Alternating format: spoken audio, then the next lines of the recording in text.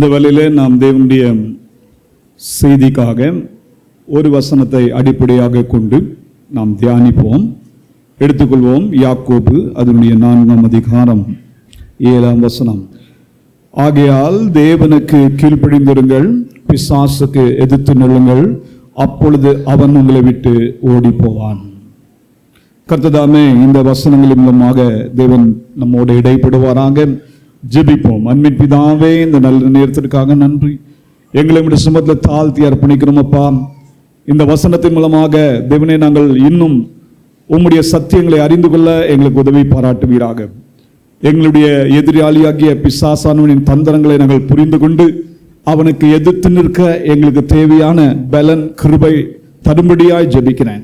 எங்களை ஆண்டவரே ஒரு வல்லமையுள்ள பாத்திரமாய் எடுத்து பயன்படுத்த முடியாது ஜெபிக்கிறோம். அப்படி என்னை செய்வீரதுக்காக ஸ்தோத்திரம். இப்பொழுதும் அடியனை நீ மறைத்து நீ வெளிப்படுவீராக. ஆவியானவர் தாமே எங்கள் ஒவ்வொருத்தரோடும் தனிப்பட்ட விதத்திலே பேசும்படியாய் ஜெபிக்கிறேன். அப்படியே நீ செய்யறதுக்காக நன்றி. இயேசு கிறிஸ்துவின் விலையேறப்பட்ட நாமத்தில் இந்த ஜெபத்தை ஏறெடுக்கும் நல்ல பிதாவே, ஆமென், ஆமென். கர்த்தருடைய பரிசுத்த நாமத்திற்கு மகிமை உண்டாவதாக. கடந்த வாரத்திலே இதே வசனத்தை கொண்டுதான் உங்களோட தேவனுடைய வார்த்தையை பகிர்ந்து கொண்டேன். அப்போஸ்தலனாகிய யாக்கோபு நமக்கு ஒரு மிக முக்கியமான ஒரு கட்டளையை கொடுக்கிறார், ஒரு ஆலோசனையை கொடுக்கிறார். அது என்ன? பிசாசுக்கு எதிர்த்து நில்லுங்கள், பிசாசுக்கு எதிர்த்து நில்லுங்கள். இது ஏதோ ஆலோசனை என்று சொல்ல மாட்டேன். இது அப்போஸ்தலனாகிய யாக்கோபு நமக்கு கொடுக்கிற ஒரு கட்டளை. தேவன் நமக்கு கொடுக்கிற ஒரு கட்டளை. பிசாசுக்கு நாம் எதிர்த்து நிற்க வேண்டும். பிசாசை கண்டு ஓடுவதற்காக தேவன் நம்மை அழைக்கவில்லை. ஏனென்றால் பிசாசின் எல்லா வல்லமைகளையும் என் ஆண்டவராகிய இயேசு கிறிஸ்து கல்வாரி சிலுவையிலே அவர் பரிகரித்து விட்டார். அந்த எல்லா வல்லமைகளையும் என் ஆண்டவராகிய இயேசு கிறிஸ்து நசுக்கி போட்டு விட்டார். ஆகவே இன்றைக்கு நம்மை ஜெய வீரர்களாக, வீராங்கனைகளாக என் தேவனாகிய கர்த்தர் மாற்ற விரும்புகிறார். ஆகவே நாம் பிசாசுக்கு எப்பொழுதுமே எதிர்த்து நிற்க நாம் பழகிக் கொள்வோம். கடந்த நாட்களிலே உங்களோட சொன்னேன், பிசாசுக்கு எதிர்த்து நிற்பதற்கு நாம் என்ன செய்ய வேண்டும், எப்படிப்பட்டவர்களாய் வாழ்ந்தால் நாம் பிசாசுக்கு எதிர்த்து நிற்க முடியும் என்ற காரியங்களை தாவீதின் வாழ்க்கையிலே நடந்த சம்பவத்தை வைத்து உங்களோட செயல்முறை விளக்கத்தை உங்களுக்கு சொன்னேன். தாவீது கோலியாத்தை மேற்கொண்ட விதம் எப்படி, கோலியாத்தை தோற்கடித்தான். அது மூலமாக இஸ்ரவேல் ஜனத்துக்கு ஒரு பெரிய ஜெயம் கிடைத்தது, ஒரு பெரிய மகிழ்ச்சி உண்டானது. அந்த தாவீதினுடைய அந்த செயலை நாம் தியானிக்க நாம் பிசாசை எப்படி எதிர்த்து நிற்க வேண்டும் என்பதை கற்றுக்கொள்கிறோம். முதலாவது காரியத்தை உங்களோட சொன்னேன். பிசாசுக்கு நாம் எதிர்த்து நிற்க வேண்டும் என்றால் முதலாவது நாம் தேவனுக்கு கீழ்ப்படிய பழகிக் கொள்ள வேண்டும். தேவனுக்கு கீழ்ப்படுகிற மனிதன் மாத்திரமே பிசாசை எதிர்த்து நிற்க முடியும். இரண்டாவது உங்களோட பகிர்ந்து கொள்ளும்போது அது பாதியாக முடித்து விட்டேன். இரண்டாவதாக நாம் வேத வசனத்தின் வாயிலாக கவனித்த காரியம் என்ன? பிசாசுக்கு எதிர்த்து நிற்கணும்னா தேவன் நமக்கு கொடுத்திருக்கிற சர்வாயுத வர்க்கத்தை நாம் தரித்து கொள்ள வேண்டும். சர்வாயுத வர்க்கத்தை தரித்துக் கொள்வதற்கு முன்பாக நமக்கு என்ன தேவை அப்படின்னு கேட்டீங்கன்னா, பிசாசின் தந்திரங்களை அறிந்து கொள்ள வேண்டிய அந்த அறிவு நமக்கு தேவை. பிசாசின் தந்திரங்களை எவனமாக நாம் அறிந்து கொள்ள வேண்டும் என்று நாம் புரிந்து கொண்டோம் என்றால் நாம் பிசாசை மேற்கொள்ள முடியும். தாவீதுடைய வாழ்க்கை வைத்து உங்களோட நான் சொன்னேன். தாவீதுடைய வாழ்க்கையில ஜெயம் பெற்றதுக்கான ஒரு முக்கியமான காரணம் என்னன்னா, பிசாசின் தந்திரம் என்னதுன்னு தாவீது நன்றாக அறிந்திருந்தார். தாவீது தன்னுடைய சகோதரனை பார்க்க தான் வந்தார், அவர்களை விசாரிக்க தான் வந்தார். ஆனால் அங்கே கோலியாத்தினுடைய அந்த பேச்சுக்களை கேட்ட உடனே, ஜீவனுள்ள தேவனை நிந்திக்கிற அந்த வார்த்தையை கேட்ட உடனே தாவீது பக்தி வைராக்கியம் கொண்டு அவனை மேற்கொள்ளும்படியாய் ஆயத்தமானார். ஆனா ஆயத்தமாகும் பொழுது அங்கு பிசாசு ஒரு தந்திரத்தை பயன்படுத்துகிறான். அவனை திசை திருப்ப விரும்புகிறான். திசை திருப்ப தான் சகோதரர்களையே பயன்படுத்தினான்.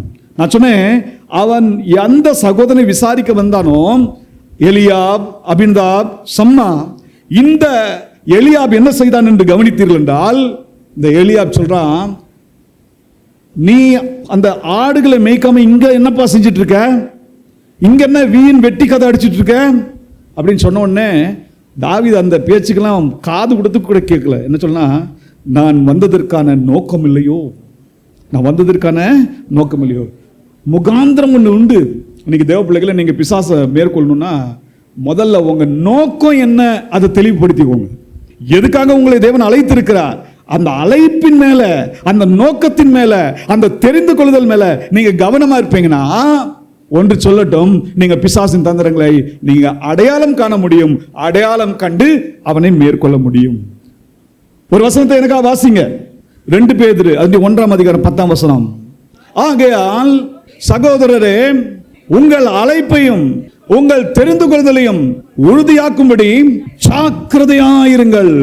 இவைகளை செய்தால் நீங்கள் ஒரு காலம் இடறி விழுவதில்லை. பிசாசு உங்களை மேற்கொள்ளவே முடியாது. பிசாசின் தந்திரங்களுக்கு நீங்கள் இரையாக முடியாது. காரணம் என்ன? நீங்க எதை நல்லா தெரிந்து கொண்டீங்க? உங்க அழைப்பு, உங்க தெரிந்து கொள்ளுதல், இதை நீங்கள் உறுதிப்படுத்தீங்கன்னு அர்த்தம்.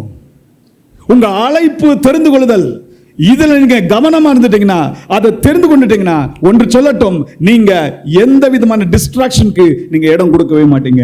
டிஸ்ட்ராக்ஷனுக்கு இடம் கொடுக்காம இருப்பீங்கன்னா தந்திரத்தை அழகா மேற்கொள்ள முடியும். பிசாசின் தந்திரத்தை நீங்க வீழ்த்திட முடியும். வீழ்த்திட்டீங்கன்னா நீங்க தான் ஜெய வீரர்கள், நீங்க தான் ஜெய வீராங்கனைகள். அதே போல சொன்னேன், அதுக்கு அடுத்த காரியம் வருது. சவுல் ராஜாட்ட வந்தார் தாவீது. சவுல் ராஜாட்ட வரும்போது சவுல் என்ன சொன்னாரு, அத கோலியாத் இருக்கான் பத்தியா, அவன் பயங்கரமான யுத்த வீரன், சின்ன வயசுல இருந்து அவன் யுத்தத்தை படிச்சிருக்கான் அப்படின்னு சொல்லி யார் பேசுறா? ஒரு ராஜா பேசுறாரு. ராஜா என்ன செஞ்சிருக்கணும்? தாவீதுடைய உற்சாகத்தை கண்டு, தாவீதுடைய பக்தி வைராக்கியத்தை கண்டு இன்னும் உற்சாகப்படுத்தி, போப்பா, நான் தான் கோலைய மாதிரி உட்கார்ந்து இருக்கேன், உனக்கு அது தைரியம் இருக்கே, போன்னு சொல்லியிருக்கலாம். இல்லைன்னா இவர் உற்சாகம் அடைஞ்சு இவர் என்ன செஞ்சிருக்கணும்? போயிருக்கணும். இவர் போகல. இவர் யாருடைய புகழ் பாடிட்டு இருக்காரு? கோலியாத்துடைய புகழ் பாடுறாரு. இன்னைக்கு நிறைய பேர் பிசாசின் புகழை நல்லா பாடுவாங்க. பிசாசுடைய புகழ் பாடுறதுக்கு நீங்க அழைக்கப்படல. பிசாசு தோற்கடிக்கப்பட்டவன் அவன். அதனால புகழ் பாடாதீங்க. உடனே புகழ் பண்ண உடனே நம்ம தாவீதையா என்ன புகழ் பண்ணாரு? சேனைகளின் கர்த்தருடைய புகழை பாடினாரு. என் தேவன் எப்படி பாடுறது தெரியுமா? நாடு மேய்ச்சிட்டு இருக்கும்போது என் ஆடை ஒரு விசை கரடி பிடிச்சிட்டு போச்சு, ஒரு விசை சிங்கம் பிடிச்சிட்டு போச்சு. நான் போய் நேரா போனேன், ஆண்டவருடைய பலத்துல போனேன், போய் அதனுடைய வாயை கிழித்து அதுல இருந்து ஆட காப்பாற்றினேன் என்று சொல்லி ஆண்டவரை புகழ் பாட ஆரம்பிச்சிட்டாரு. இன்னைக்கு நீங்க யாருடைய துதி பாடணும் அப்படின்னு கேட்டா தேவனுடைய துதி பாடணும். ஹல்லேலூயா. கோலியாத் எவ்வளவு பெரிதான ஆளா இருக்கலாம், அது பற்றி கவலை இல்லை. ஆனா அந்த கோலியாத் தோற்கடிக்கப்பட்டவன்.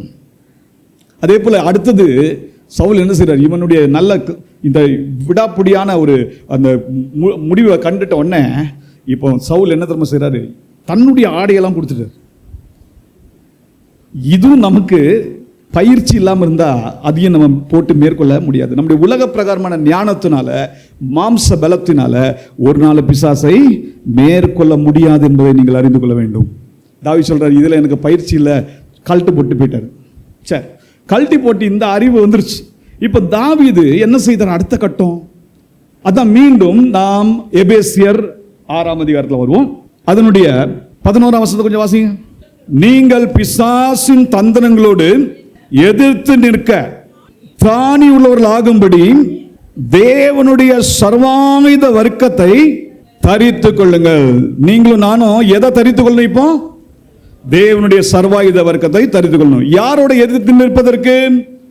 பிசாசோடு மாத்திரமல்ல, பிசாசின் தந்திரங்களோடு எதிர்த்து நிற்பதற்கு நீங்க தேவனுடைய சர்வாயுத வர்க்கத்தை தரித்துக் கொள்ளும். அப்போ பிசாசு அவன் ஒரு தற்காப்பு ஆயுதம் வச்சிருக்கான் இல்லையா? அவன் வைக்காம இல்லை. தாவீது இதை எப்படி கையாண்டார் நான் உங்களுக்கு சுட்டி காட்டி நாம் இதை எப்படி கையாள வேண்டும் என்பது காட்ட போறேன். கோலியாத்துடைய விஷயத்தை கொஞ்சம் கவனிப்போம். கோலியாத்தை பார்க்கும்போது 1 சாமுவேல் 17ஆம் அதிகாரம் 4ஆம் வசனம் முதல் 7ஆம் வசனம் வரைக்கும் கவனிங்க. கோலியாத் எப்படி இருக்கான்னு கவனிங்க. கோலியாத்துடைய சைஸ், அவன் உயரம் எவ்வளோ? 6 முழம் 1 ஜான். சரி, இவன் என்ன பெரிய யுத்த வீரன்ல, இவன் யுத்த வீரன், சேனாதிபதி. அப்ப இவன் என்ன அணிந்திருக்கிறான் என்று கேட்டீங்கன்னா, யுத்தத்துக்கு தேவையான ஆடைகளை அணிந்திருக்கிறான். என்ன அணிஞ்சிருக்கான்? தலையில் என்ன வச்சிருக்கான் பாருங்க, வெண்கல சீரா. சரியா? கையில ஒரு போர்க்கவசம் வச்சுட்டு இருக்கான். கவசம் எப்படி இருக்கு? பயங்கரமாக அதனுடைய நிறைய பாருங்களேன் எவ்வளவு இருக்குன்னு. அந்த கவசத்தின் நிறை 5000 சேக்கலான வெண்கலமா இருக்கும். இவனே இருக்கான் வாட்டச்சாட்டமா. அதுல வேற இந்த கவசம் எப்படின்னு கவனிங்க. கவசம் மட்டும் இல்ல, போர் கவசம் மட்டும் இல்ல, அதுக்கப்புறம் இவன் காலில் கவனிங்களேன் என்ன வச்சிருக்கான்? வெண்கல கவசம். அப்படின்னா அது ஒரு பாதரட்சை. அவன் ஷூ போட்டிருக்கான். எப்படிப்பட்ட ஷூ போட்டிருக்கான்? வெண்கல கவசம். அது அவ்வளோ பிரம்மாண்டமான இருக்கு.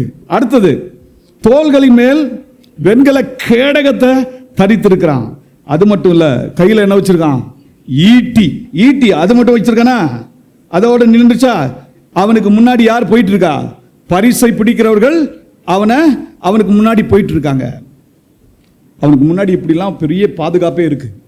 இவனுடைய இந்த ரூபத்தை பார்த்த உடனே, இந்த பயங்கரமான இந்த அவனுடைய அந்த சரீரத்தை பார்த்த உடனே யார் பயப்படுறா? சவுல் பயந்துட்டான், அப்னேர் பயந்துட்டான், இஸ்ரவேல் ஜனம் பயந்துச்சு. பிளஸ் இந்த உருவம் இப்படி இருக்கு, இப்படிப்பட்ட என்ன சொல்ற யுத்த ஆடைகளை அணிந்திருக்க உடனே ஒரு சத்தம் போடுறான் பாருங்க. அந்த சத்தத்தை கேட்ட உடனே என்ன நடக்குதுன்னு கவனிங்க. 11ஆம் வசனத்தை கவனிங்க. பெலிஸ்தனுடைய வார்த்தைகளை கேட்டு கலங்கி மிகவும் பயப்பட்டார்கள். யாருங்க அது? சவுலும் இஸ்ரவேலரும். சரி, கேட்டு மிகவும் பயந்து பயப்பட்டார்கள். இன்னும் கொஞ்சம் அடுத்த காரியத்தை கவனிங்களேன். 24ஆம் வசனத்துல அவனை காணும் போது, அந்த மனுஷனை காணும் போது மிகவும் பயப்பட்டு அவன் முகத்துக்கு விலகி அப்படியே ஓடி போறாங்க, பின்னிட்டு போறாங்க. பயந்து நடக்கிறது ஒண்ணு, பின்னிட்டு போறது ஒண்ணு. நல்லா கவனிங்க. இஸ்ரவேல் ஜனங்க எதுக்கு அழைக்கப்பட்டாங்க? ஜெயத்துக்குன்னு அழைக்கப்பட்டாங்க. சேனாதிபதி யார் அவர்களுக்கு? ஆண்டவர் தாமே அவர்களுக்கு சேனாதிபதியாய், அவரே கர்த்தராய் அவர்களுக்கு இருந்தார். ஆனா இவங்க எப்படி இருக்காங்க தெரியுமா? சர்வாயுத வர்க்கத்தை ஆயுதத்தை அணிஞ்சிருக்கிற மாதிரி தான் இருக்கு. ஆனா என்ன இல்லை, அதுக்கேற்ற ஆயத்தமும் இல்லை, அதுக்கேற்ற தைரியமும் இல்லை. அவர்கள் முன்னேறி செல்ல முடியல, பயந்து நடுங்கி ஓடுறாங்க. ஆனா தாவீதுடைய வாழ்க்கையை கொஞ்சம் திருப்புறேன். தாவீது அணிஞ்சிருக்கிறார். எதை அணிஞ்சார்? இவங்கள மாதிரி அணியல, கொஞ்சம் வித்தியாசமா அணிஞ்சார். ஆனா அதை அணியறதுக்கு முன்னாடி நம்ம என்ன அணியணும்? அந்த சர்வாயுத வர்க்கத்தை பார்த்துருவோமா? என்ன அணியணும்?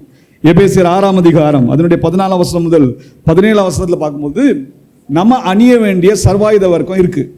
அது தேவன் கொடுத்திருக்கிற சர்வாயுத வர்க்கம். அது எப்படிப்பட்டது? 6 விஷயம் அதுல உள்ளடங்கி இருக்கு.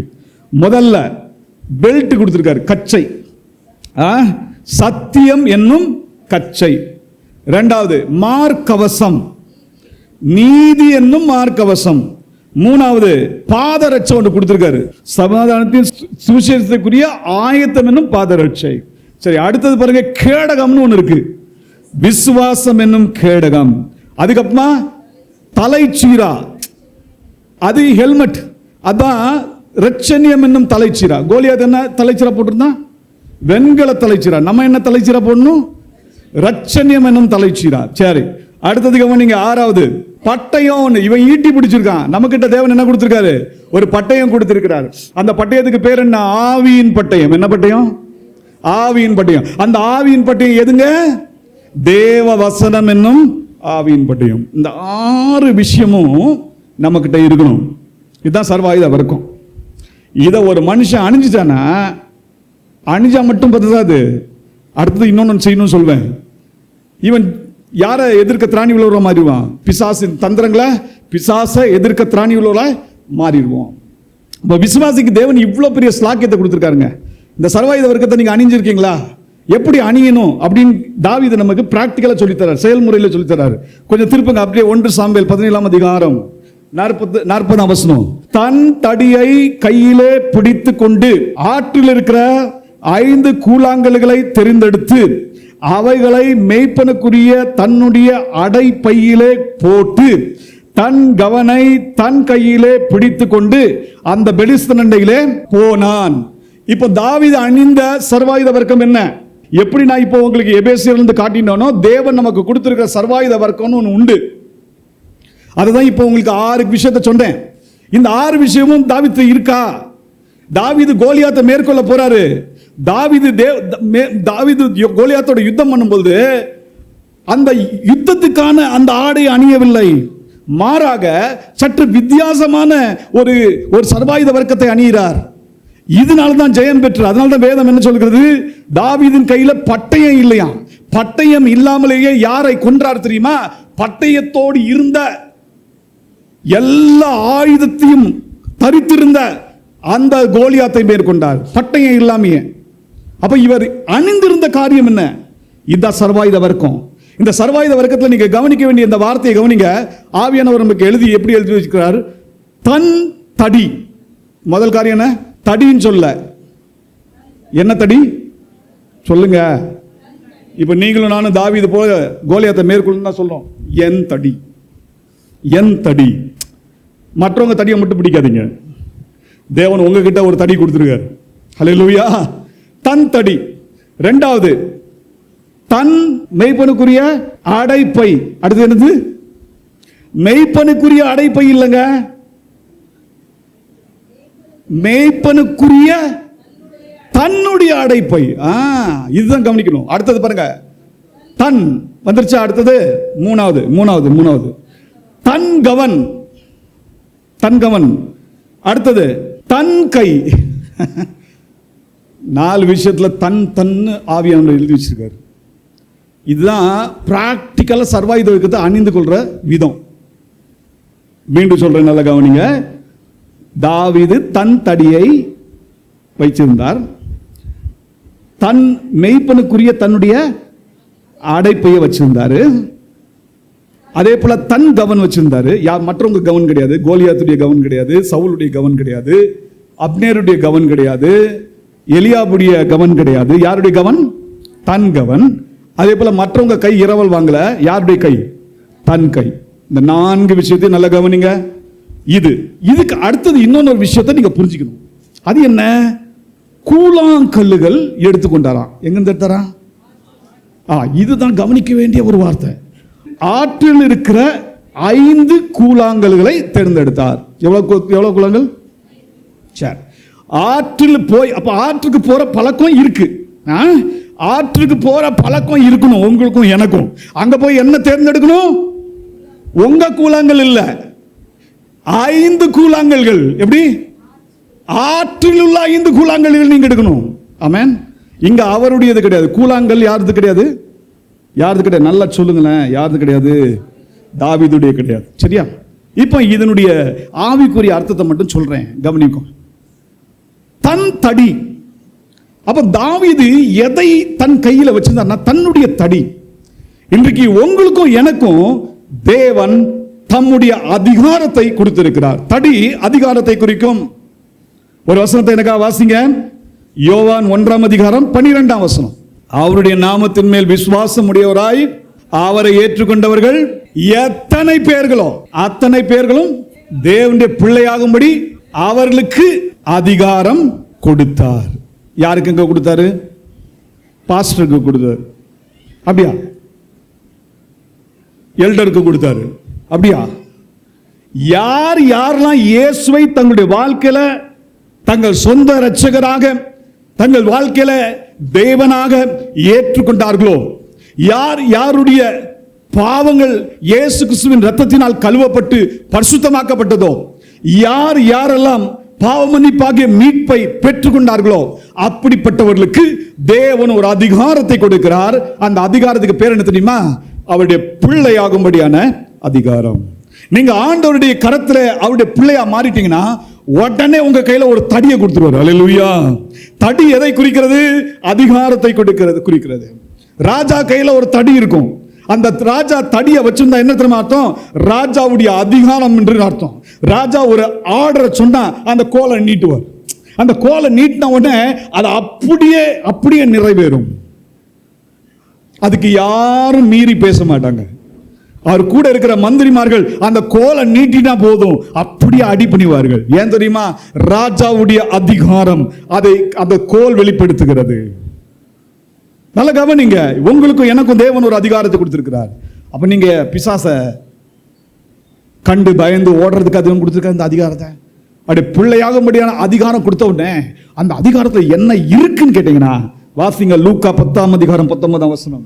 இதோ சர்ப்பங்களையும் தேள்களையும் மிதிக்கவும் சத்ருவினுடைய சகல வல்லமைகளையும் மேற்கொள்ளவும் உங்களுக்கு அதிகாரம் கொடுக்கிறேன். தேவன் நம்ம கையில ஒரு அதிகாரம் கொடுத்திருக்காருங்க. என்ன அதிகாரம்? தடி கொடுத்திருக்காரு. யாரை மேற்கொள்கிறதுக்கு? சர்ப்பத்தை மேற்கொள்வதற்கு, சிங்கத்தை மேற்கொள்வதற்கு, பிசாசின் எல்லா அந்தகார கிரியைகளை மேற்கொள்வதற்கு தேவன் உங்கள் கையில ஒரு தடியை கொடுத்திருக்கிறார்.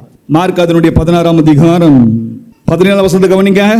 விசுவாசிக்கிறவர்களால் நடக்கும் அடையாளங்களாவன, என் நாமத்தினாலே பிசாசுகளை துரத்துவார்கள், நவமான பாஷைகளை பேசுவார்கள், சர்ப்பங்களை எடுப்பார்கள், சாவுக்கு ஏதுவான யாதொன்றை குடித்தாலும் அது அவர்களை சேதப்படுத்தாது, வியாதியஸ்தர் மேல் கைகளை வைப்பார்கள், அப்பொழுது அவர்கள் சொஸ்தமாவார்கள். யாருக்கு இந்த அதிகாரத்தை கொடுத்திருக்காரு? தேவனை விசுவாசிக்கிறவர்களுக்கு இந்த அதிகாரத்தை கொடுத்திருக்கிறார். விசுவாசின் பெயரை சொல்லிட்டா மட்டும் பத்தாது. நீங்க தேவனை விசுவாசிக்கிறவர்களா இருக்க வேண்டும். விசுவாசிக்கிறவர்களால் நடக்கும் அடையாளங்கள் ஆவன என்றுதான் வேதம் சொல்லுகிறது. அப்படின்னா உங்களுக்கு எனக்கும் தேவன் ஒரு பெரிய அதிகாரத்தை கொடுத்திருக்கிறார். மறந்து விடாதீர்கள். ஆண்டவர் விசுவாசிக்காமே இந்த அதிகாரத்தை பயன்படுத்தினீங்கன்னா, ஸ்கேவா என்ற ஆசாரியன் ஒருத்தர் இருந்தான். அந்த ஆசாரியனுடைய பிள்ளைகள் இருந்தாங்க பாத்தீங்களா, அவங்க பவுல் சொல்லுகிற இயேசுவின் நாமத்தினாலே பிசாசை துரத்துகிறேன்னு சொன்ன மாத்திரத்தில் என்ன நடந்துச்சு? பிசாசு அவன் மேல பாஞ்சி அவனை பிடிச்சி அவனுடைய சட்டையெல்லாம் கிழிச்சு போட்டுச்சு. துணியும் காணும் துண்டையும் காணும், ஓடோடு ஓடி போட்டான். நல்ல கவனிங்க. அதனால் சும்மா போயிட்டு என்ன செஞ்சிடக்கூடாது? பிசாசுக்கு எதிர்த்து நிற்கிறேன்னு சொல்லக்கூடாது. பிசாசுக்கு எதிர்த்து நிற்கணும்னா நீங்க அதிகாரம் உடையவர்களா இருக்கணும். அந்த அதிகாரம் எப்படி இருக்கணும் தெரியுமா? பாஸ்ட் அதிகாரமா இருக்கக்கூடாது, பிரசன்ட் கண்டினியூஸ்ல இருக்கணும். நான் திரும்பி சொல்றேன், நல்லா கவனிங்க. நிறைய பேர் சொல்லுவாங்க, நான் இயேசுவை ஒரு காலத்தில் ஏற்றுக்கொண்ட போது அதிகாரம் கொடுத்தாரு. இப்போ பழைய ரெக்கார்டு வச்சு என்ன செஞ்சுட்டு இருக்கேன்? வண்டி ஓட்டிட்டு இருக்கேன். அப்படி ஓட்டிடாதீங்க. விசுவாசிக்கிறவர்களால் நடக்கும் அடையாளம். நீங்க விசுவாசிக்கிறீங்களா? கையில தடி இருந்துட்டே இருக்கணுங்க. தன் தடி. அந்த தடி எப்படி இருக்கணும் சொல்லுங்க? என்ன தடியா இருக்கணும்? என் தடியா இருக்கணும். இந்த தன் தடின்னு சொல்லிதான் எப்படி உறவு பார்த்தீங்களா? இது மட்டும் கொஞ்சம் உறவு போச்சுன்னு வச்சுக்கோங்க, அது என்னவா மட்டும் இருக்கும்? தடியா தான் இருக்கும். அது தன் தடியா இருக்காது. நல்லா கவனிக்கணும். பிசாசை நீங்க மேற்கொள்ளணும்னா உங்களுக்கும் தேவனுக்குள்ள உறவு இன்டாக்டா இருக்கும். அதனால தான் முதல்ல சொன்னேன், தேவனுக்கு கீழ்ப்பிடிக்கிற மக்களோடு தான் தேவன் இருப்பார். ஹல்லேலூயா. தேவனுக்கு கீழ்ப்பிடிக்கிற ஒரு மகனோ மகளோ எப்படி இருப்பான்னு கேட்டீங்கன்னா, அதிகாரம் உடையவனா இருப்பான். ஏன் தெரியுமா? அதிகாரம் உடையவளா இருப்பா. ஏன்னா தேவன் தன் தடியை அவன் கையில கொடுத்து இது ஓன் தடின்னு சொல்றாரு. ஹல்லேலூயா. அந்த தடி அதிகாரத்தை கொடுத்திருக்கிறார். நீங்க நல்லா கவனிக்கணும். அப்போஸ்தலனாகிய பவுல் அந்த தடியை கையில வச்சிருந்ததுனால தான் பிசாசை மேற்கொள்ள முடிஞ்சது. அவர் எத்தனையோ பிசாசுகளை துரத்தினார். காரணம் என்ன? அவர் கையில அந்த தடி, தேவன் அதிகாரத்தை கொடுத்திருந்தார். இன்னைக்கு தேவ பிள்ளைகளை நம்ம அந்த தடியுடையவர்களா இருக்கிறோமா? ரெண்டாவது, தன் மெய்ப்பனுக்குரிய அடைப்பை. என்ன? எப்படிப்பட்ட அடைப்பை? தன்னுடைய அடைப்பை. இந்த அடைப்பை எதை குறிக்குதுன்னு கேட்டீங்கன்னா, உங்க இருதயத்தை காட்டுகிறது. இதனுடைய ஆவிக்குரிய அர்த்தம் என்னன்னா, இது இருதயத்தை குறிப்பிடுகிறதா இருக்கிறது. இந்த அடைப்பை என்ன போடணும்னு கேட்டீங்கன்னா, தாவீது என்ன செஞ்சா தெரியுமா? அடைப்பை இருக்குல்ல, இந்த அடைப்பை எதுக்கு வச்சிருக்காரு அப்படின்னு கேட்டீங்கன்னா, ஆற்றங்கரைக்கு போறார். ஆற்றங்கரைக்கு போய் போய் போய் கூழாங்கல்களை எடுக்கிறார். கூழாங்கலை எடுத்து எதற்குள்ள போடுறாரு? அடைப்பை. யாருடைய அடைப்பை அது? தன்னுடைய அடைப்பை, மற்றவங்க அடைப்பை இல்ல. உங்க இருதயத்துல வேத வசனம் என்னும் கூழாங்கல்களை போட உங்களுக்கு தெரிய வேண்டும். கூழாங்கல் எது குறிக்குது? வேத வசனம், தேவனுடைய வசனம். அது மிகவும் வல்லமை உள்ளது. தேவ வசனத்தை குறித்து சற்று வாசிங்க. எபிரேயர் 4ஆம் அதிகாரம் 12ஆம் வசனம். தேவனுடைய வார்த்தையானது ஜீவனும் வல்லமையும் உள்ளதுமாய் இருபுறமும் கருக்குள்ள எந்த பட்டயத்திலும் கருக்கானதாயும் ஆத்துமாவையும் ஆவியையும் கணுக்களையும் ஊனையும் பிரிக்கத்தக்கதாயும் உருவ குத்துகிறதாயும் இருதயத்தின் நினைவுகளையும் யோசனைகளையும் வகை அறுக்கிறதாயும் இருக்கிறது. இதாங்க கூழாங்கல். தேவ வசனமாகிய கூழாங்கல் எப்படி வல்லமையோட தெரியுமா? கோலியாத் வைத்திருக்கிற பட்டயம் கூட ஒண்ணுமே இல்லை, ஈட்டி கூட ஒண்ணுமே இல்லை. அந்த பட்டயம் இந்த கூழாங்கலுக்கு முன்பாக நிற்க இயலாது. காரணம் என்ன தெரியுமா? என் தேவனுடைய வசனம் அது ஜீவன் உள்ளது, அது வல்லமை உள்ளது. அது சரீரத்தை மட்டும் தொடாது, அது என்ன தெரியுமா செய்யும்? ஆவியையும் ஆத்துமாவையும் கணுக்களையும் ஊனையும் பிரிக்கத்தக்கதாக உருவ குத்துகிறதாகவும் இருதயத்தின் நினைவுகளையும் யோசனைகளையும் வகை அறுக்கிறதாயும் இருக்கிறது. சிந்தையில இருந்தா கூட அதை கூட வகை அறுத்துரும். நல்ல கவனிங்க, இதுதான் கூழாங்கல்லுடைய மேன்மை, வசனத்தின் மேன்மை. இந்த வசனத்தை எங்க போய் எடுத்துட்டு இருக்கணும்? ஆற்றங்கரையில போய் எடுத்துட்டு இருக்கணும். ஆற்றங்கரை எதை குறிக்கிறது?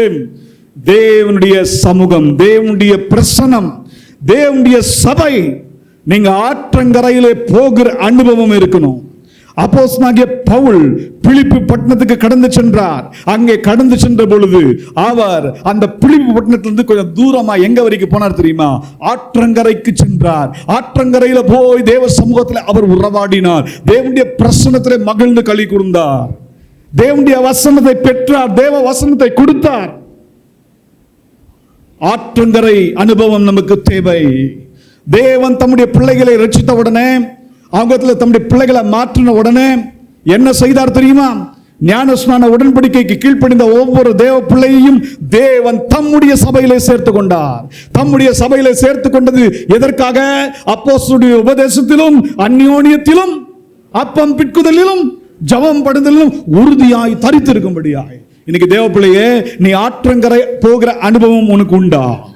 சபையில நித்தமும் தேவ சமூகத்தில் வந்து ஐக்கியப்பட்டு தேவ சமூகத்தில் தேவனுடைய வசனத்தை மகிழ்ச்சியுடன் சந்தோஷத்துடன் கேட்கிற பழக்கம் உண்டா?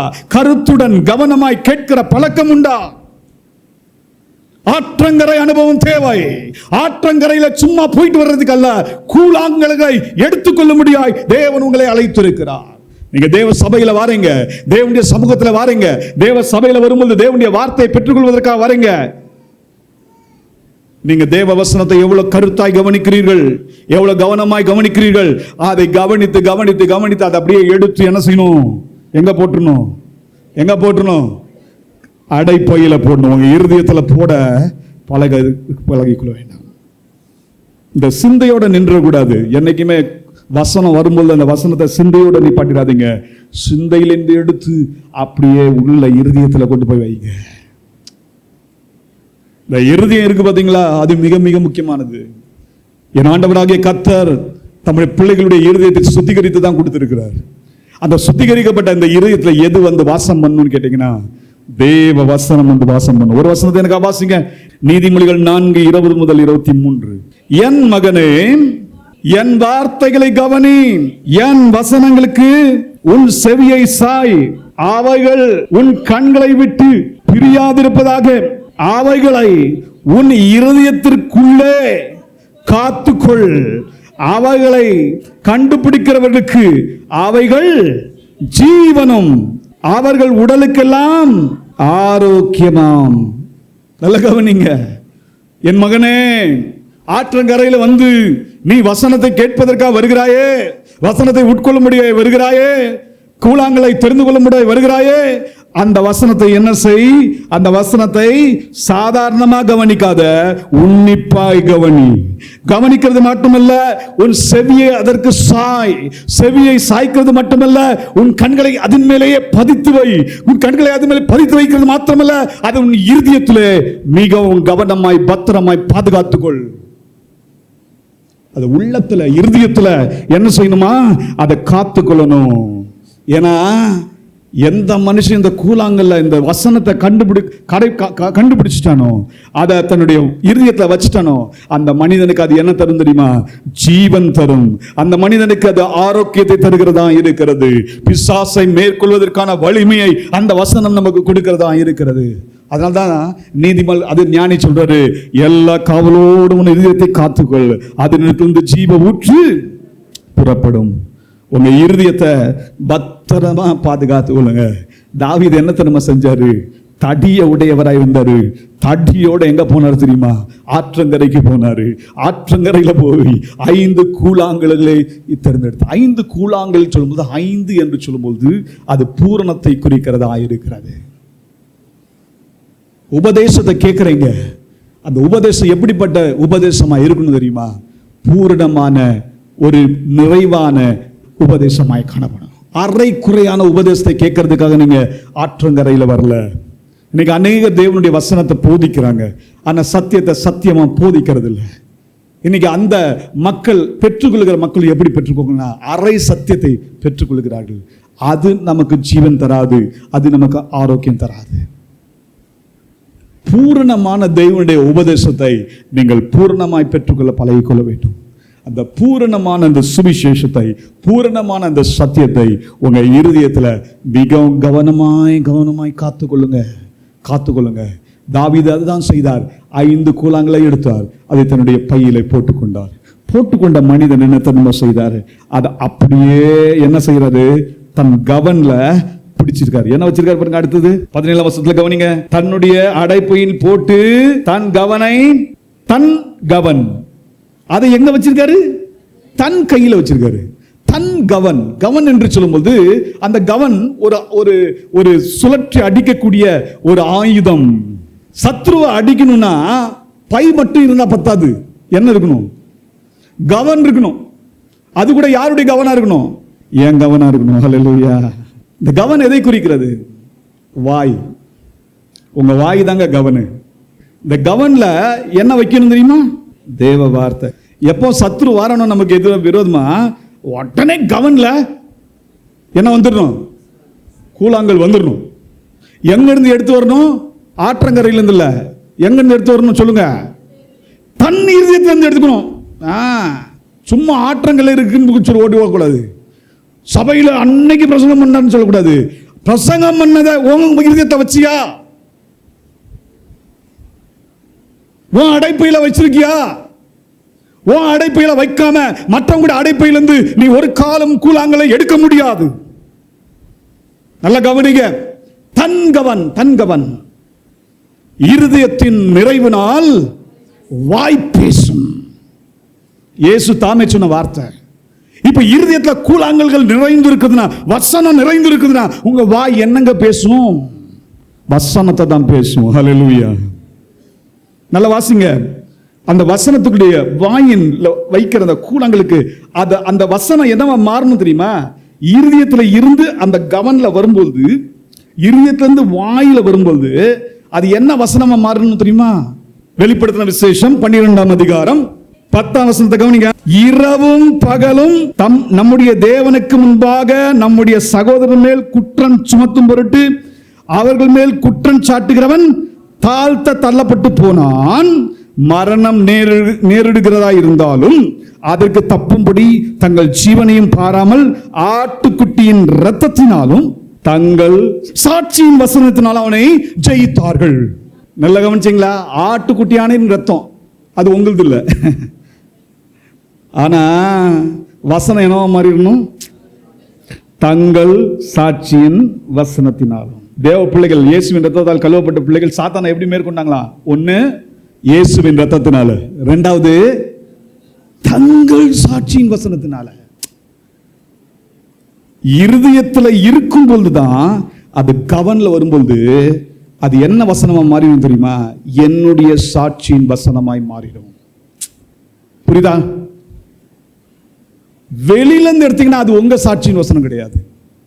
அப்போ வசனத்தை இருதயத்துல வைத்து நீங்க காத்து கொள்ளும் பொழுது நேரம் வரும் பிசாசை எதிர்த்து நிற்பதற்கு உங்க கவன பயன்படுத்த வேண்டியது இருக்கும், உங்க வாயை பயன்படுத்த வேண்டியது இருக்கும்.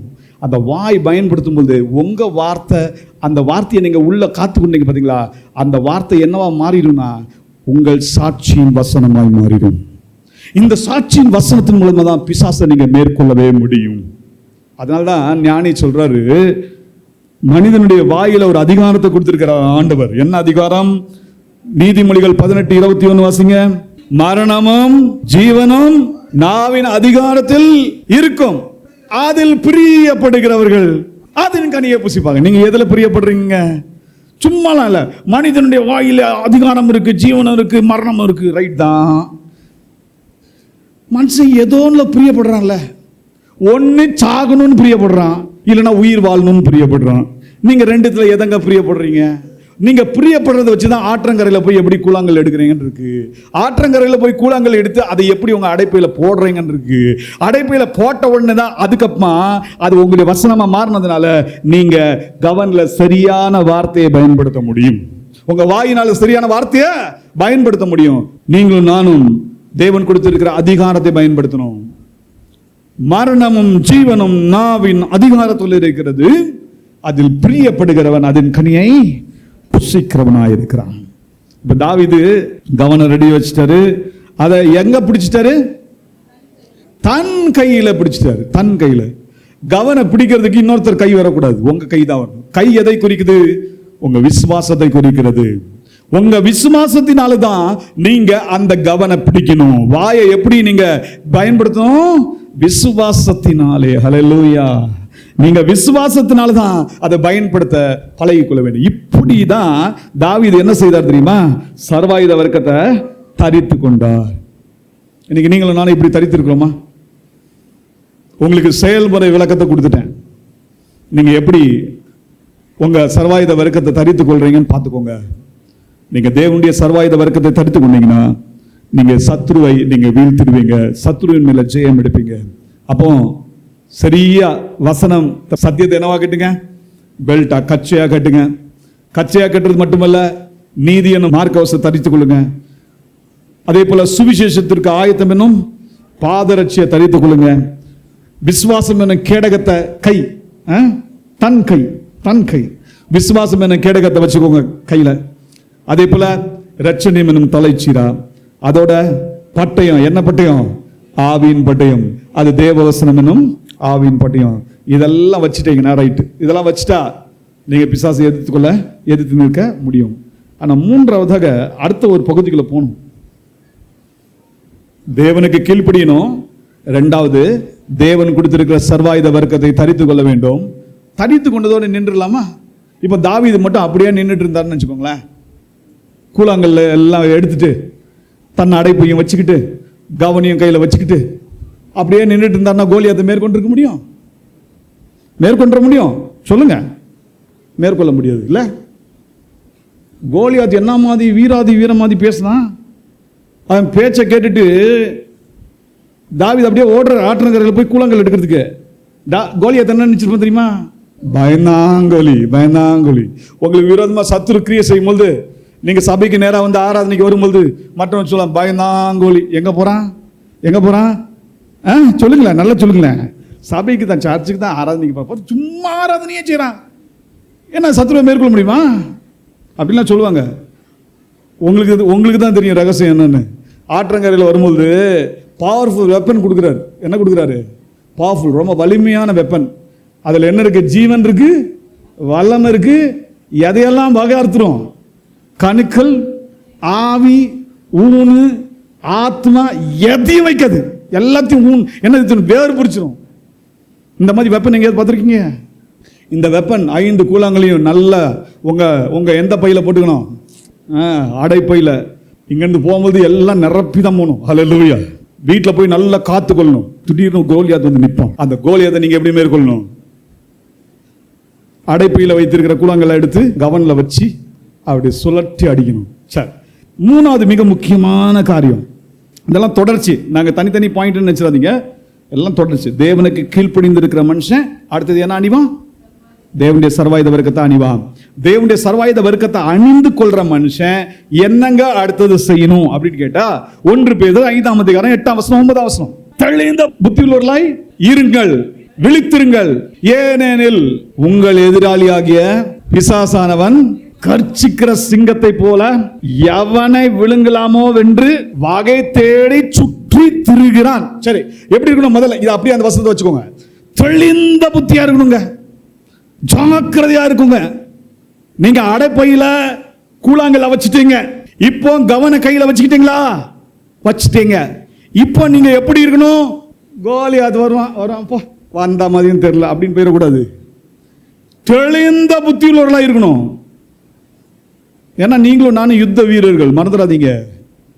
ஆண்டவர் உங்களையும் என்னையும் யுத்த வீரர்களா தான் வச்சிருக்காரு. யுத்த வீரன் என்றைக்குமே தூங்க மாட்டான். தூங்குகிறவனே நீ விழி, அப்படித்தானே? நான் சொல்லல, வேதவசனம் தான் அப்படி சொல்லுது. ஞானமுள்ள இருதயமுள்ளவர்களா இருக்கணுமா? எப்படி ஞானமுள்ள இருதயம்? தூங்குகிறவன் எப்பவுமே தூங்கிட்டு இருக்க கூடாது. விசுவாசி தூங்கவே கூடாது. ஆமென். ஆவியில விழிப்பா இருக்கணும், தெளிந்த புத்தியில இருக்கணும், ஜாக்கிரதையா இருக்கணும். ஏன் தெரியுமா? உங்க சத்ரு பிசாசு 24 hours 24x7 வாரம் முழுவதும் புரியாதவங்களை வீழ்த்தணும்னு கங்கணம் கட்டி திரிகிறான். அப்படின்னா நீங்களும் நானும் என்ன செய்யணும்? தெளிந்த புத்தி உள்ளவர்களா இருந்து இப்போ இவனை எதிர்த்து நிக்கணும். எப்படி எதிர்த்து நிக்கணும்? கொஞ்சம் அடுத்த வசனத்தை வாசிக்கலாமா? விசுவாசத்தில் எதுல உறுதியா இருக்கணும்? இதாங்க ரொம்ப கவனம். விசுவாசத்தில் உறுதியா இருந்து அவனுக்கு எதிர்த்து நில்லுங்கள். இப்ப எதிர்த்து நிக்கிறதுக்கு அடுத்தது என்ன தேவை? நீங்க விசுவாசத்துல உறுதியாய் தரித்திருக்கணும். யூதா நமக்கு எழுதி கொடுக்கிற கவனிங்க. யூதா அதனுடைய 20ஆம் வசனம். நீங்களோ பிரியமானவர்களே உங்கள் மகா பரிசுத்தமான விசுவாசத்தின் மேல் உங்களை உறுதிப்படுத்திக் கொண்டு பரிசுத்த ஆவிக்குள் ஜெபம் பண்ணுங்கள். நல்லா கவனிங்க. யூதா நமக்கு கற்றுக் கொடுக்கிற காரியம், நீங்க எதுல உங்களை உறுதிப்படுத்திக்கணும்? உங்களுடைய மகா பரிசுத்தமான விசுவாசம். இந்த மகா பரிசுத்தமான விசுவாசம் எப்படின்னா, நீங்க பிறந்த உடனே பெற்றதில்லை. இது நீங்க ரட்சிக்கப்பட்ட உடனே கொடுக்கப்பட்ட ஒரு காரியம். என் ஆண்டவர் அதை கொடுத்திருக்கிறார். யூதா 3ஆம் வசனம் தான் சொல்லுது, ஒரு விசை பரிசுத்தவான்கள் கையில ஒப்பு கொடுக்கப்பட்ட மகா பரிசுத்தமான விசுவாசம். கையில தன் கை. உங்க கையில தேவன் மகா பரிசுத்தமான விசுவாசத்தை கொடுத்திருக்கிறார். அந்த மகா பரிசுத்தமான விசுவாசத்தை நீங்க எப்படின்னா அதுல உறுதியா தரித்து இருக்கணும். உறுதியா தரித்திருந்து அடுத்த ஒரு வேலை செய்யணும். என்ன செய்யணும்? ஆவியில ஜெபம் பண்ணணும். பிசாசை மேற்கொள்ளணும்னா ஆவியில ஜெபிக்கிற அனுபவம் நமக்கு தேவை. இப்ப தாவீது வந்துருவோம். தாவீது என்னங்க செஞ்சாரு? இப்போ தாவீது ஆற்றங்கரையிலிருந்து எல்லாம் எடுத்துட்டார். 5 கூழாங்கல் எடுத்துட்டாரு. அதை தன் அடைப்பில போட்டாரு. அதை தன் கவனியின் கையில வச்சுக்கிட்டாரு. கவனை தன் கையில வச்சுக்கிட்டு இப்ப நேரா வராரு. இப்போ விசுவாசத்துடன் யாரை எதிர்த்து நிற்க வந்துட்டாரு? கோலியாத்தை எதிர்த்து நிற்க. விசுவாசத்துல உறுதியாய் தரித்திருக்காரு. அவர் இடத்தை விட்டு ஓடல. இவ்வளவு நேரம் நம்ம வீராப்பா பேசிட்டோம். ஐயோ இந்த கோலியாத் நம்ம சாவடிச்சிருவானு பயந்து அடிச்சு எங்க ஓடல? தன்னுடைய வீட்டுக்கு ஓடிடல. மாறாக என்ன செஞ்சாரு? விசுவாசத்தை உறுதிப்பட்டவராய் அவர் மீண்டும் யாரை சந்திக்க வர்றாருன்னா கோலியாத்தை சந்திக்க வருகிறார். இன்னைக்கு நாங்கள் நல்ல கவனிங்க. அநேகர் நமக்கு விசுவாசம் இருக்கும், ஆனா உறுதியா தரித்திருக்காம போனா என்ன பிசாசு அடுத்த ஆயுதத்தை பயன்படுத்துவான் தெரியுமா? பயம், அவிசுவாசம். இந்த ஆயுதத்தை பயன்படுத்துவான். எத்தனையோ பேர் விசுவாசி எண்ணப்பட்டவர்கள் விசுவாசத்துல உறுதியாய் தரித்திருக்காதனால பின்னிட்டு போயிட்டாங்க, பயந்தடிச்சு ஓடிட்டாங்க. தாவீது அப்படி இல்லைங்க.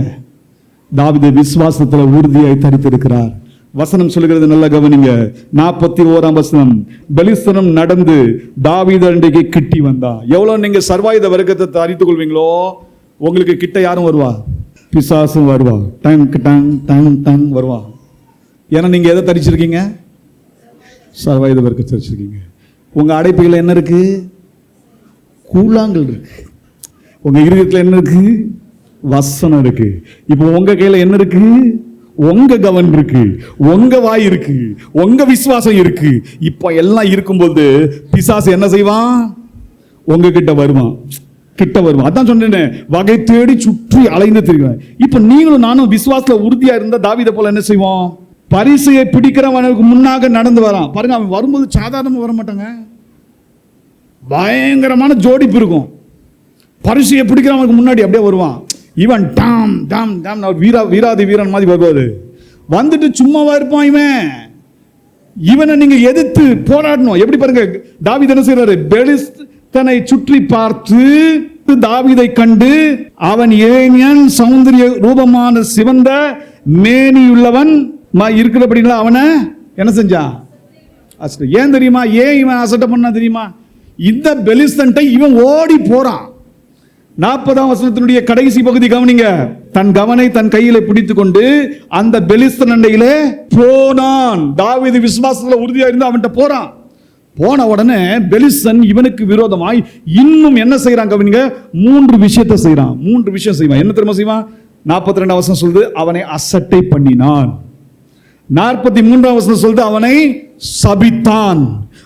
44ஆம் வசனம் சொல்லுது அவனை மிரட்டினான். சத்ரு கையாள்ற நீங்க விசுவாசத்தை உறுதியா நின்று முன்னாடி சென்னீங்கன்னா அப்பவும் சும்மா இருக்க மாட்டான் இந்த சத்ரு. முதல்ல உங்களை என்ன செய்வான்? அசட்டை பண்ணுவான். தாவீதை எப்படி அசட்டை பண்ண பாருங்க. டேய், நீ அழகுலவனா இருக்க, உனக்கு ஏன் இந்த வேலை? என்கிட்ட வந்து போராடுறது பெரிய, நீ நல்லா தானே இருக்க, ஒழுங்கா உன் வேலையை கவனிச்சுட்டு சந்தோஷமா போயிரு, என்கிட்ட வீணா வம்புக்கு வராத. அசட்டை பண்றான். 2வது என்ன சொல்றான்? இன்னும் கொஞ்சம் நெருங்கி வரும்போது சொல்றான், நீ தடிகளோட என்ன இடத்தில் வர, நான் என்ன நாயா? அவன் தண்ணியே சாட்சி சொல்லிட்டான் போல, நான் நாய் தான். தடியோட வர, நான் எவ்வளவு பெரிய ஈட்டி வச்சுட்டு இருக்கேன், நீ தடியோட வர. தன் தேவர்களை கொண்டு யாரை சபிச்சானா? தாவீதை சபிச்சான். சரி, சபிச்சதோட நிக்கல, அவன் அடுத்த சொல்றான், டேய் மிரட்டுறான் பாருங்க, நான் உன் மாம்சத்தை ஆகாயத்து பறவைகளுக்கு காட்டு மிருகங்களுக்கும் கொடுப்பேன், என்கிட்ட வா வா வா வா, உன்னை நான் பிச்சு தூக்கி போட்டுருவேன். எப்படி மிரட்டுறாங்க அவனிங்க. இந்த மிரட்டலுக்கும் இந்த சபித்தலுக்கும் இந்த அசட்டை பண்ணுதலுக்கும் தாவீது சற்றேனும் பயப்படலைங்க. விசுவாசத்துல உறுதியா நிக்கிற மனுஷன் என்ன தெரியுமா செய்யறாரு? விசுவாச அறிக்கை செய்ய. இப்பதான் கவனம் பயன்படுத்துறாரு. முதல்ல அந்த வாயை பயன்படுத்த தெரியணும். வாயினால விசுவாச அறிக்கை செய்ய தெரியணும். தாவீதுடைய விசுவாச அறிக்கையை கவனிங்க. 45ஆம் வசனம் சொல்லுது, அதற்கு தாவீது பெலிஸ்தனை நோக்கி, நீ பட்டயத்தோடும் ஈட்டியோடும் கேடகத்தோடும் என்னிடத்தில் வருகிறாய், நானோ நீ நிந்தித்த இஸ்ரவேலுடைய இராணுவங்களின் தேவனாகிய சேனைகளுடைய கர்த்தரின் நாமத்திலே உன்னிடத்தில் வருகிறேன். முதல்ல என்ன விசுவாச அறிக்கை செய்யறாரு? எனக்கு தேவன் கொடுத்திருக்கிற அதிகாரம் என்ன? தடியை பிடிச்சிட்டு வரேன்னு சொன்னீங்க, தடியை பிடிச்சிருக்கேன்னு சொல்லிட்டு அசட்டை பண்றியா? நான் யாருடைய நாமத்தில் வரேன் தெரியுமா? ஜீவனுள்ள தேவனுடைய நாமத்தினாலே, சேனைகளின் கர்த்தருடைய நாமத்தினாலே உனக்கு விரோதமாய் வருகிறேன். நான் பட்டயத்தோடு வரல, நான் ஈட்டியோடு வரல. உன்கிட்ட ஈட்டி இருக்கலாம், உன்கிட்ட பட்டயம் இருக்கலாம், ஆனா என்கிட்ட என்ன இருக்கு தெரியுமா? ஜீவனுள்ள தேவனுடைய நாமம் இருக்கிறது.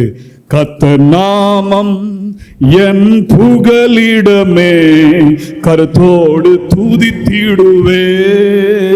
கர்த்தர் நாமம் என் புகலிடமே, கருத்தோடு துதித்திடுவேன். யெகோவா நிசியே, என்னாலும் வெற்றி தருவீர். யெகோவா நிசியே, என்னாலும் வெற்றி தருவீர்.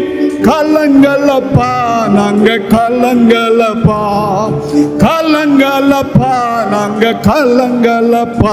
கர்த்தர் நாமம் என் புகலிடமே, கருத்தோடு துதித்திடுவே. கர்த்தர் நாமம் என் புகலிடமே, கருத்தோடு துதித்திடுவே. நல்ல கவனிங்க. உங்க கையில தேவன் ஒரு பெரிய அதிகாரத்தை கொடுத்திருக்கிறார். நீதிமானுக்கு ஒரு பெரிய அதிகாரம் உண்டு, அது கர்த்தருடைய நாமம். கர்த்தருடைய நாமம் பலத்த துர்கம், நீதிமான் அதற்குள் ஓடி சுகமாயிருப்பான்.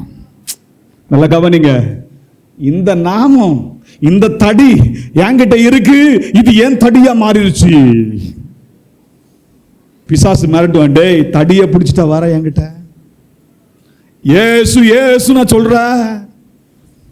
சொல்லுங்க, இந்த இயேசு இயேசு இல்ல, ஏன் இயேசு. அல்லேலூயா. இந்த இயேசுவின் நாமம் என் நாமம். இந்த நாமத்தை நான் தரித்திருக்கிறேன். ஞான ஸ்நானத்தின் மூலமாக இயேசுவின் நாமத்தை நீங்கள் தரித்திருக்கிறீர்கள். இயேசுவை நீங்கள் தரித்திருக்கிறீர்கள். அதிகாரம், அதிகாரம். பிசாசு உங்களை அசட்டை பண்ணலாம், பிசாசு உங்களை சபிக்கலாம், பிசாசு உங்களை மிரட்டலாம். அவனை பார்த்து சொல்லுங்க, நீ பட்டயத்தோடு வரலாம், நீ ஈட்டியோடு வரலாம், ஆனா நான் ஜீவனுள்ள தேவனுடைய நாமத்தினால வருகிறேன், இயேசுவின் நாமத்தினால உனக்கு விரோதமாய் வருகிறேன். அதோட நிக்கலங்க. அவர் அடுத்த விசுவாச அறிக்கை எப்படி செய்யறாரு பாருங்க. இவன் சொல்றான், நான் உன்னை இன்னைக்கு வெட்டி போட்டு ஆகாயத்து பட்சிக்கு உனக்கு கொடுத்துருவேன். நான் என்ன நாயா? நம்ம தாவீது அருமையா சொல்ற பாருங்க, இன்றைய தினம் கர்த்தர் உன்னை என் கையில ஒப்பு கொடுப்பார். விசுவாச அறிக்கைக்கு பாருங்க எப்படி போது பாருங்க. அதிகாரத்தை, தனக்கு தேவன் கொடுத்துற அதிகாரத்தை மட்டும் அறிக்கை செய்யல, அடுத்தது விசுவாசத்தோடு சொல்றாரு, ஜெயம் என்னுடையது, ஜெயம் என்னுடையது. கர்த்தர் இன்னைக்கு உன்னை என் கையில ஒப்பு கொடுப்பா, ஒப்பு கொடுப்பா. உங்கள் விசுவாசமே உலகத்தை ஜெயிக்கும். ஜெயம். விசுவாச அறிக்கை செய்றீங்களா? ஏய் பிசாசு, இன்னைக்கு உன்னை என் கையில தேவன் ஒப்பு கொடுப்பார். அல்லேலூயா. இப்படி சொல்லிட்ட பிறகு அடுத்தது கிரியையில இறங்குறாரு பாருங்க. எப்படி விசுவாசத்தை கிரியையில இறங்குது கவனிங்க. அவர் சொல்றாரு 47 வசனம், கர்த்தர் பட்டயத்தினாலும் ஈட்டினாலும் ரட்சிக்கிறவர் அல்ல என்று ஒரு பெரிய முழக்கம் விட்டுட்டு டிக்ளேர் பண்ணிட்டு என்ன செய்றாரு, இந்த ஜனக்கூட்டம் எல்லாம் அறிந்து கொள்ளும் என்று சொல்லி, யுத்தம் கர்த்தருடையது, அவர் உங்களை எங்கள் கையில ஒப்பு கொடுப்பார் என்று சொல்லிட்டு, இந்த தாவீது என்ன செய்யறான், தீவிரமா போய் என்ன செய்யறான், அந்த கவன்ல, அந்த கூழாங்கல்ல, அந்த கையில, அந்த அடைப்பையில இருந்து அந்த தன் கையை அடைப்பையில போட்டு அப்படியே அந்த கல்லை எடுத்து என்ன செய்யறான், கவனில வைத்து ஒரு சுழற்றுறான் பாருங்க. அப்படி சுழற்றின உடனே நேரா கூழாங்கல்ல டைரக்டா எங்க போய் அடிக்குது, பெலிஸ்தனுடைய நெற்றியில போய் விழுது பாருங்க. இவன் எல்லாம் போட்டு வச்சிருக்கான். இவனுடைய என்ன தடியை பிடிச்சிட்டு வரான் இந்த தாவீது. சாதாரணமா அசட்டை பண்ணிட்டான். அந்த கூழாங்களுடைய வல்லமையை கவனிங்க. இவன் எங்கெல்லாம் இதெல்லாம் என்ன தொடாது நினைச்சானோ அந்த இடத்துல கொஞ்சம் காலியான இடம் இருக்கு, நேரா போய் அந்த கூழாங்கல்ல அந்த நெத்தியில போய் படுத்து பதிந்தது. பதிந்த உடனே கோலியாத் என்ன சாய்ந்து தரையிலே முகங்குப்புற விழுந்தான். எந்த கூழாங்கல் வச்சு அடிச்சான்? ஆற்றங்கரையில் இருக்கிற கூழாங்கல, ஆற்றங்கரையிலிருந்து எடுத்த கூழாங்கல். அது எங்க டிரான்ஸ்பர் ஆயிடுச்சு? எங்க டிரான்ஸ்பர் ஆயிடுச்சு? அடைப்பையில. யாருடைய அடைப்பையில? தன்னுடைய அடைப்பையில. தன்னுடைய அடைப்பையிலிருந்து டிரான்ஸ்பர் ஆன உடனே இப்ப நேருக்கு நேர் மோத வேண்டிய சூழ்நிலை வந்த போது இவன் என்ன செய்யறான் தெரியுமா? அப்படியே தன் கையை வைக்கிறான். தன் கை விசுவாசத்தினால அதை அடைப்பைக்குள்ள போடுறான், இருதயத்துல போடுறான், அப்படியே தூக்குறான். அப்படி எடுத்து திருப்பி எங்க கொண்டு வந்துட்டான்? வாயில வச்சான், கவன்ல தூக்கி அப்படி சுழட்டினான் பாருங்க. கோலியாத் மடிந்து விழுந்தான். நல்லா கவனிங்க. இதுதாங்க பிராக்டிக்கலா நம்ம கடைபிடிக்க வேண்டிய காரியம். நீங்க பிசாசு என்ன அசட்டை பண்றோம், என்ன சபிக்கிறான், நீ உன்னை சாவடிச்சிடும், கொன்னு போட்டுருவேன், பறவைகளுக்கெல்லாம் கொடுத்துருவேன் சொன்ன உடனே இவங்க மிரண்டு போய் ஐயோ அப்படிலாம் செஞ்சிருவானா? அப்படிலாம் செய்ய வேண்டிய அவசியம் இல்லை. நீங்க உங்க கையில தேவன் கொடுத்துருக்காருல, நல்ல விசுவாசத்தோட ஜெப நேரத்துக்குள்ள போங்க. அதான் யூதா சொல்லி தந்தாரு, உங்கள் மகா பரிசுத்தமான விசுவாசத்தில் நீங்கள் உறுதியாய் தரித்திருந்து எப்படி ஜெபிக்கணும்? பரிசுத்த ஆவிக்குள் ஜெபம் பண்ணணும். இந்த பரிசுத்த ஆவிக்குள் ஜெபம் பண்றது என்ன தெரியுமா? தேவனுடைய கைடன்ஸ்க்கு முற்றிலுமா ஒப்பு கொடுக்கிறது. தாவீது என்ன செஞ்சார் தெரியுமா? ஆண்டவருடைய கரத்துல முற்றிலுமா ஒப்பு கொடுத்துட்டாரு. தன் அடைப்பிலிருந்து எடுக்கிறாரு, அந்த கூழாங்கல் எடுக்கிற, இந்த கூழாங்கல்கள் ஆண்டவர் எனக்கு சொல்லி தந்திருக்கிறார். அந்த கூழாங்கல் வச்சு நான் அடிப்பேன், எனக்கு தெரியாது, இந்த மூளைக்கு தெரியாது, இந்த மூளைக்கு தெரியாது இது என்ன செய்யும்னு. ஆனா என் ஆண்டவர் சொல்லிட்டாரு, நான் அவருடைய நாமத்தினால் தான் செய்கிறேன் என்று சொல்லி அதை சுழற்றி அடிச்சான் பாருங்க. தேவன் கிரியை செய்ய ஆரம்பிச்சிட்டாரு. நீங்க நல்ல கவனிங்க. நீங்க ஆவியில ஜெபம் பண்ணி, விசுவாசத்துல ஜெபம் பண்ணி, நீங்க அந்த வசனத்தை நீங்க கையால என்ன ஆகும் தெரியுமா? பிசாசு கீழே மடிந்து விழுவான். அதனால வேதம் சொல்கிறது, தாவீதின் கையிலே பட்டயம் இல்லாதிருந்தது. இன்னைக்கு தேவ பிள்ளைகளே, நீங்களும் நானும் எப்படி எதிர்த்து நிற்கிறோம்? இந்த காரியத்தை நீங்க கடைபிடிங்க. உங்க வாழ்க்கையில விசுவாச அறிக்கை செய்ய ஆரம்பிச்சுறீங்க. வசனத்தை நீங்க அறிக்கை செய்ய என்ன நடக்கும் தெரியுமா? பிசாசு தோற்கடிக்கப்படுவான், பிசாசு கீழே விழுவான். ஆனா விசுவாச அறிக்கை செய்யறதுனா அது தன்னுடைய வசனமாய் மாறின பிறகுதான் அதை விசுவாச அறிக்கை செய்யணும். தன் சாட்சியின் வசனத்தினாலே அவர்கள் பிசாசை மேற்கொண்டார்கள். இன்னைக்கு தேவ பிள்ளைகளை நாம அர்ப்பணிப்போமா? இப்படி அர்ப்பணிக்கும் போது என்ன செய்வார் தெரியுமா? ரோமர் 16ஆம் அதிகாரம் 20ஆம் வசனம். சமாதானத்தின் தேவன் சீக்கிரமாய் சாத்தானை உங்கள் கால்களின் கீழே நசுக்கி போடுவார். இப்படி நீங்க செஞ்சு பாருங்களேன். இப்படி தேவனுக்கு மகிமை செலுத்தி செலுத்தி ஆண்டவருடைய சமூகத்துல ஆண்டவரை புகழ்ந்து பாடி ஆண்டவருடைய நாமத்தை உயர்த்தி ஆண்டவர் எனக்கு வெற்றியை தருவார் என்று சொல்லி இந்த விசுவாச அறிக்கை செய்து செய்து ஜபித்து நீங்க வந்து பாருங்களேன். ஒரு நாள் தேவன் என்ன செய்வார்? சீக்கிரமாய் சமாதானத்தின் தேவன் தாமே சாத்தானை உங்கள் காலின் கீழே மிதித்து போடுவார். அதனால்தான் பவுல் நமக்கு சொல்லிக் கொடுத்த காரியத்தை கவனிங்க. எபேசியர் 6ஆம் அதிகாரம் 18ஆம் வசனத்தை கவனிங்க. எல்லா சர்வாயுத வர்க்கத்தையும் தரிச்சாச்சு. தரிச்ச உடனே என்ன செய்யணுமா? எந்த சமயத்திலும் சகல விதமான வேண்டுதலோடும் விண்ணப்பத்தோடும் ஆவியினாலே ஜெபம் பண்ணி அதன் பொருட்டு மிகுந்த மன உறுதியோடும் சகல பரிசுத்தவான்களுக்காகவும் பண்ணும் வேண்டுதலோடும் விழித்து கொண்டிருங்கள். ஆவியிலே ஜெபம் பண்ணும்போது தான் இது விசுவாசத்தை நம்ம கிரியையில வெளிப்படுத்துறோம்.